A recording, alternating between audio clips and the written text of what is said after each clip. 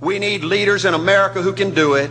If you want to become somebody, do it. If you want to go in business for yourself, do it. If you want to become financially independent, do it.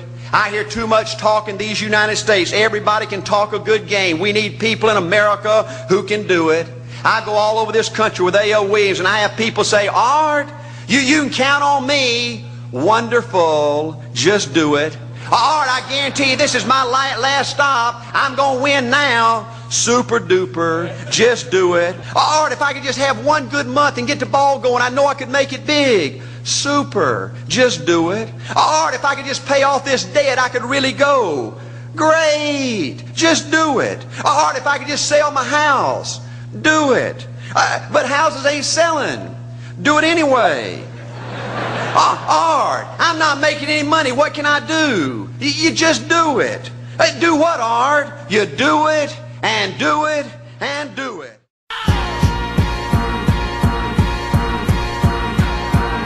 Get on the phones. It's time to get to work. Get off your ass.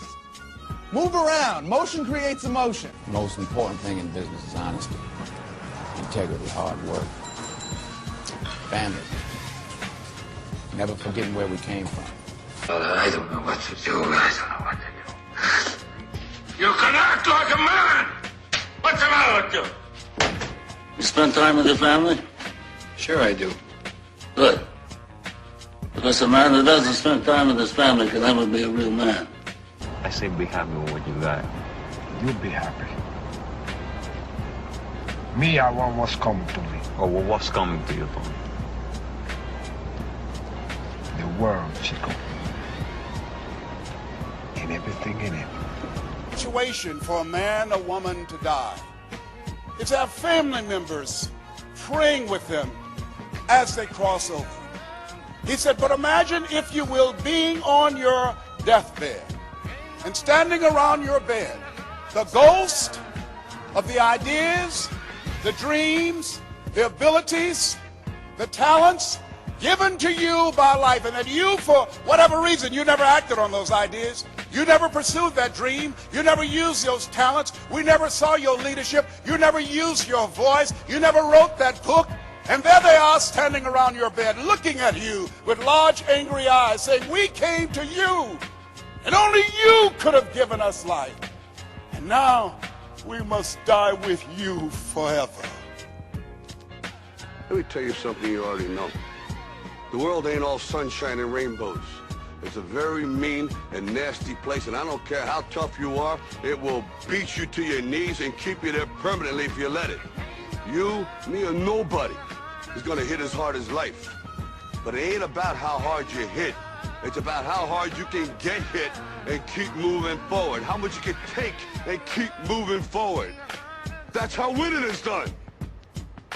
Now, if you know what you're worth, now go out and get what you're worth. But you gotta be willing to take the hits and not pointing fingers saying you ain't where you wanna be because of him or her or anybody. Cowards do that, and that ain't you. You're better than that. Are the stories about you true? They say your mother is an immortal goddess. They say you can't be killed. I wouldn't be bothering with the shield then, would I? The Thessalonian you're fighting. He's the biggest man I've ever seen. I wouldn't want to fight him. That's why no one will remember your name. You find out life's this game of inches. So is football. Because in either game, life or football, the margin for error is so small.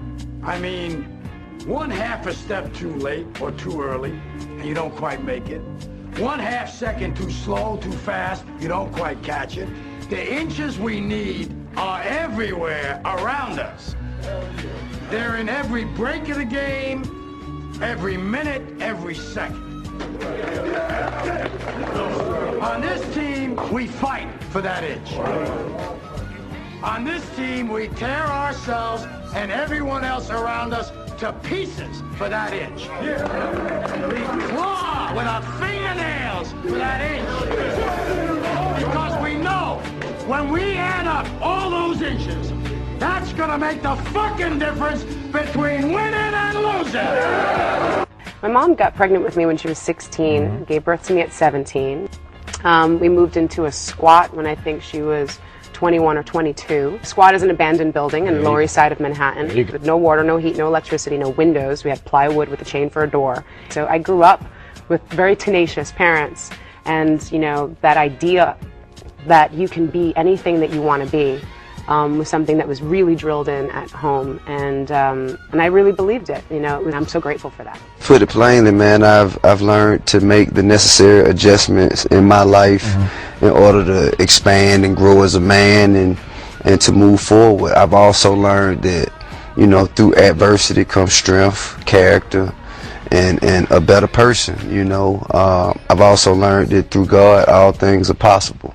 It just has to do with having such a clear dream of who I want to become and knowing I can get there, but knowing it's not going to happen tonight. I used to stay home and pretend I was at the dances and pretend I was playing at the dances. Playing at them? Yeah, you know the weirdest thing in the world is that when I used to be at home in my bedroom and pretend that I was on stage, and now I'm on stage and I pretend that I'm home in my bedroom. It's by law. It's in an orderly manner. We generally let the outside world control the inside world, and we've got to switch that. We've got to let the inside world control the outside world. Start to see what you want rather than what you don't want.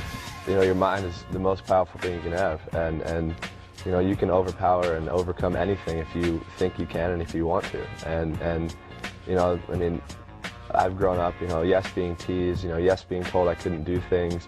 Remember, I had a middle school teacher tell me I'd never be successful in anything that I did, and you know, it's things like that where you're like, I know what I can really do, and I know what I want to do, and nothing's going to stand in my way. And that's why I've gotten to where I am today. You never know if you don't actually give yourself a chance to find out, if you don't make that sacrifice and walk out on faith. You know, I thought I could do it, and I believed in myself, and you know, I mean, I used my imagination for goals that I had, and I knew it wasn't going to be easy. Greatness is not this wonderful, esoteric, elusive, God-like feature that only the special among us will ever taste. You know, it's something that truly exists in all of us. It's very simple. This is what I believe, and I'm willing to die for it. Period. It's that simple. I know who I am, and I know what I believe. I know who I am, I know what I believe. That's all I need to know. And that's all I need to know. So from there, you do what you need to do. The only thing that I see that is distinctly different about me is I'm not afraid to die on a treadmill. You might have more talent than me, you might be smarter than me, but if we get on the treadmill together, right, there's two things. You're getting off first, or I'm going to die. It's really that simple. There's a redemptive power that making a choice has, you know, rather than feeling like you're at effect to all the things that are happening. Make a choice. Like, you just decide what it's going to be, who you're going to be, how you're going to do it. Just decide. And then from that point, the universe is going to get out your way. It's like, it's water. It wants to move and go around stuff, you know. But I tell you, there are some times in life where you fall down and you feel like you don't have the strength to get back up. Do you think you have hope? Because I tell you, I'm down here, face down, and I have no arms, no legs. It should be impossible for me to get back up, but it's not. You see, I will try 100 times to get up, and if I fail 100 times, if I fail and I give up, do you think that I'm ever going to get up? No. But if I fail, I try again, and again, and again. But I just want you to know that it's not the end. It matters how you're going to finish. Are you going to finish strong? And you will find that strength to get back up like this.